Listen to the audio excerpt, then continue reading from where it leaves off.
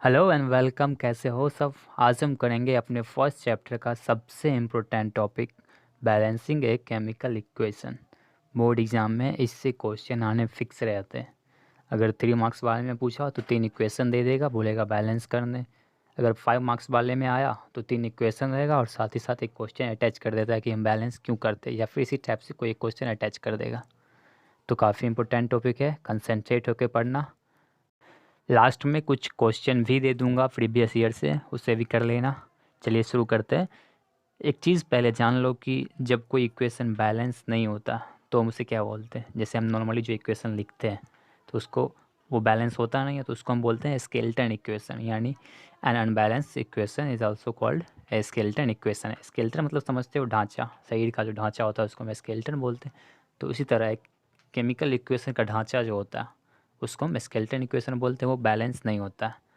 इसी skeleton equation को balance किया जाता है। बैलेंस करने का दो मेथड काफ़ी पॉपुलर है। दो मेथड से हम बैलेंस करते हैं। इसमें से फर्स्ट है हिट एंड ट्रायल मेथड, सबसे ज़्यादा यूज होता है और हम भी यही सीखेंगे, हिट एंड ट्रायल मेथड ही सीखेंगे। और सेकेंड है ABCD मेथड, थोड़ा कम यूज़ है क्योंकि टाइम इसमें ज़्यादा लगता है और हमारे एग्ज़ाम में उतना टाइम हमारे पास होता नहीं है। बैलेंस करने से पहले हमारे दिलो दिमाग में एक क्वेश्चन जगता है कि हम बैलेंस करते क्यों हैं, क्या ज़रूरत है बैलेंस करने की। बैलेंस नहीं करेंगे तो कुछ बिगड़ जाएगा क्या। और ये क्वेश्चन NCERT में भी है कि why do we balance a chemical equation. Chemical equation को हम क्यों बैलेंस करते हैं। चलो इसका एक सुंदर सा आंसर लिख लेते हैं, क्योंकि आंसर जितनी खूबसूरत होगी नंबर उतनी अच्छी मिलेगी, उतने ज़्यादा नंबर मिलेंगे। 9th में तुमने एक चीज़ पढ़ी होगी, law of conservation of mass. Sir 9th की बात मत करना, पूरे साल घर बैठे रही हूँ। हम तो सीधा 8 से 10 में आए हैं। चलो कोई बात नहीं, मैं बता देता हूँ, सबके साथ ऐसा ही हुआ है। लेकिन उससे पहले हम इसका आंसर लिख लेते हैं, फिर मैं बाद में तुम्हें लॉ ऑफ कंजर्वेशन ऑफ मास को एक्सप्लेन कर दूंगा। चलो भाई जल्दी से लिखना शुरू करो तो हम भी पढ़े। हाँ, to accurately reflect the law of conservation of mass we balance a chemical equation. यानी law of conservation of mass ये एक लॉ है और इसको एक्यूरेटली यानी परफेक्ट रूप से रिफ्लेक्ट करने के लिए, यानी परफेक्ट रूप से इसको एक्सप्लेन करने के लिए हम केमिकल इक्वेशन को बैलेंस करते हैं। चलो अब ये जान लो कि लॉ ऑफ कंजर्वेशन ऑफ मास होता क्या है। तो law of conservation of mass states that mass can neither be created nor be destroyed. यानी मास ना तो बनाया जा सकता है ना ही डिस्ट्रॉय किया जा सकता है एनर्जी की तरह। इसलिए मतलब यही लॉ ऑफ कंजर्वेशन ऑफ मास है। सिंपल सा 2 लाइन का है, रट लो। बहुत ही प्यारा सा खूबसूरत सा 2 लाइन का आंसर था। 2 मार्क्स तुम्हें आसानी से दिला देगा, रट लेना एकदम से। चलो अब हम सीखेंगे कि इक्वेशन को कैसे बैलेंस किया जाता है। हमारा 2 मेथड था, हिट एंड ट्रायल मेथड और ABCD मेथड, जिसमें से हम first method hit and trial method को अभी सीखेंगे। ओके कंटिन्यू करें। तो भाई पेश है आप सबके सामने हमारा फेवरेट, हमारा सबसे प्यारा हिट एंड ट्रायल मेथड। इसमें हम अंदाज़ा लगाते हैं और बैलेंस करते हैं। ऐसे बकबक करने से तुम्हारी समझ में आएगा नहीं, मैं एग्जाम्पल से शुरू करता हूँ। सबसे कॉमन और सबसे इजी एग्जाम्पल लूँगा, H2 plus O2 gives H2O। इससे सिंपल एग्जाम्पल मेरे ख्याल से नहीं होगा, बचपन से पढ़ते आए हो। देखो इसमें बैलेंस हम करते कैसे हैं। ये जो नंबर तुम्हें दिख रहा है H2O2 और उधर H2O, इसी से हम बैलेंस करते हैं। रिएक्टेंट साइड में यानी लेफ़्ट साइड में हाइड्रोजन 2 है, ऑक्सीजन भी 2 है, लेकिन राइट साइड में प्रोडक्ट में हाइड्रोजन 2 तो है लेकिन ऑक्सीजन 1 ही है। तो दोनों को सेम करना है, ऑक्सीजन को हमें इसमें सेम करना है। ऑक्सीजन को 2 पुराने के लिए हम H2O के पीछे 2 लगाएंगे। हम 2 पीछे ही क्यों लगाएं, क्योंकि ये रूल है, हम सिर्फ कंपाउंड के पीछे ही अपने ऊपर से जो भी डिजिट हम लगाएंगे वो कंपाउंड के पीछे ही लगाएंगे, बेस में हम नहीं लगा सकते। ये 2 लगाने से हाइड्रोजन तो अब 4 हो गए, तो घबराना नहीं है, अगले स्टेप में हम उसको हाइड्रोजन को भी बैलेंस कर लेंगे। फिलहाल हमें ऑक्सीजन बैलेंस करना था और इसके अलावा कोई ऑप्शन नहीं था, इसलिए हमने पीछे 2 लगाया। अब हाइड्रोजन 4 हो गया तो नेक्स्ट स्टेप में, अगले स्टेप में हम हाइड्रोजन को बैलेंस करेंगे।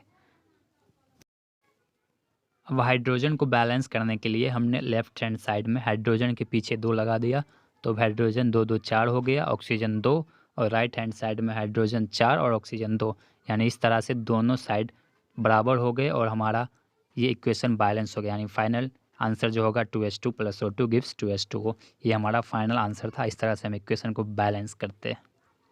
चलो मैं तुम्हें कुछ स्टेप्स देता हूँ कि हम कैसे कैसे इक्वेशन को बैलेंस करते हैं। पहले किसको करेंगे, फिर किसको करेंगे, फिर किसको करेंगे, इस तरह मतलब एक कंप्लीट स्टेप, जिससे बैलेंस करना तुम्हारे लिए काफ़ी बहुत ही आसान हो जाएगा। सबसे पहले ये जान लो कि कोई भी केमिकल इक्वेशन में तुम्हें 4 चीज़ें ही देखने को मिलेगी।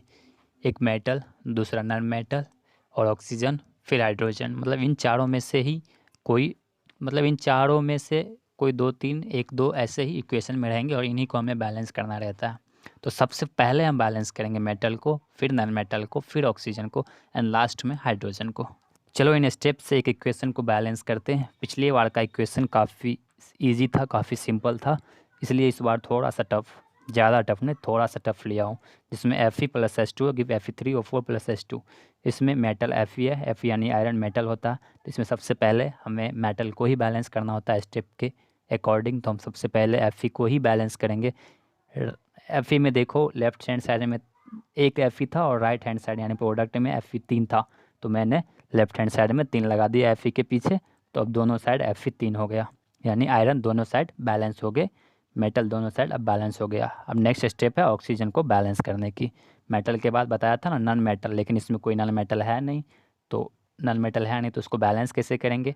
तो हम आगे बढ़ जाएंगे। नॉन मेटल के बाद ऑक्सीजन था, तो इसमें ऑक्सीजन को हमें बैलेंस करना है। Fe के पीछे 3 लगाने से हमारा जो इक्वेशन बना था वो ये था कि 3Fe + H2O gives Fe3O4 + H2। अब इसमें हमें ऑक्सीजन को बैलेंस करना है, तो हम पहले ऑक्सीजन को काउंट करेंगे दोनों साइड कितने कितने। लेफ्ट हैंड साइड में ऑक्सीजन सिर्फ 1 है, राइट हैंड साइड यानी प्रोडक्ट में ऑक्सीजन 4 है, यानी रिएक्टेंट का ऑक्सीजन हमें 4 पुराना होगा, और इसके लिए सिर्फ एक ही उपाय है, हम ऑक्सीजन H2O के पीछे 4 लगा दें।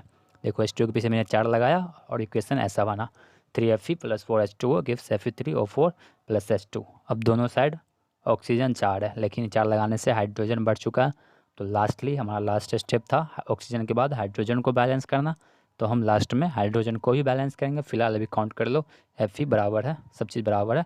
अब लास्ट में now lastly we balance hydrogen. तो पहले वो इक्वेशन देख लेते हैं जो मैंने ऑक्सीजन बैलेंस करने के बाद जो इक्वेशन बना उसको देख लो।